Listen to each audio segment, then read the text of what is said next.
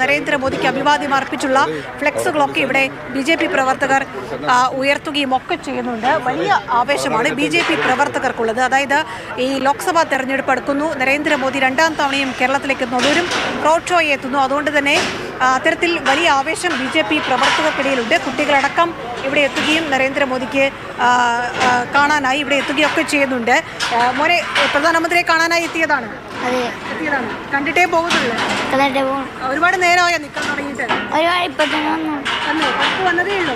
Okay, school കഴിഞ്ഞ് നേരെ ഇങ്ങോട്ട് പോകുന്നു. എന്തിനാ ഇപ്പൊ വന്നത്?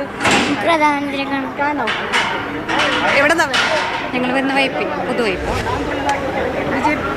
കാണുക എന്നുള്ളതാണല്ലേ? അതെ. ഒരുപാട് ആളുകൾ ഇതാ കുറേ നേരമായി ഇവിടെ ഇരിക്കുന്നു. കുറേ നേരമായി ഇരിക്കാൻ തുടങ്ങിയിട്ട്? കുറേ നേരമായി. 2 മണി കഴിഞ്ഞ് കഴിഞ്ഞപ്പോൾ ഞങ്ങൾ എത്തിയത്.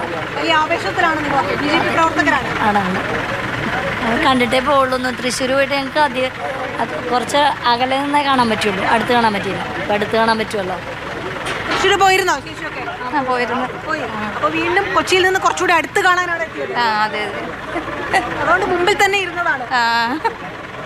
എന്തായാലും ഒരുപാട് ആളുകൾ എത്തിയിട്ടുണ്ടോ? ഒരുപാട് ആളുകൾ ഞങ്ങൾ ഏഴിക്കര എന്ന ഗ്രാമത്തിൽ നിന്നാണ് വന്നിരിക്കുന്നത്.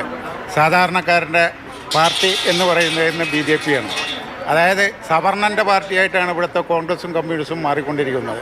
സാധാരണക്കാർക്ക് വേണ്ടിയിട്ട് റേഷൻ ഫ്രീ, അതുപോലെ തന്നെ കർഷകർക്ക് 2000 രൂപ വെച്ച് 3 മാസം കിസാൻ്റെ 6000 രൂപ കൊടുക്കുന്നുണ്ട്. അതുപോലെ തന്നെ കിസാൻ പദ്ധതികൾ, അങ്ങനെ ഒരുപിടി പദ്ധതികൾ ഇവിടെ സാധാരണക്കാർക്ക് വേണ്ടിയിട്ട് ഈ മോദി സർക്കാർ ഇവിടെ ജനങ്ങൾക്ക് വേണ്ടി കൊടുത്തുകൊണ്ടിരിപ്പുണ്ട്. ഇത് കാണുമ്പോൾ BJP പ്രവർത്തകർക്കൊക്കെ ഈ മോദിയുടെ രണ്ടാം റോഡ് ഷോ തെരഞ്ഞെടുപ്പിൽ ഒരു ആവേശം നൽകും.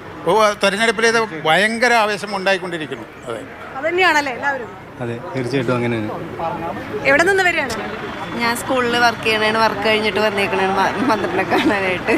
7:30 വരെ ഇങ്ങനെ നിൽക്കും? അതെ, കണ്ടിട്ടേ പോകുള്ളൂ.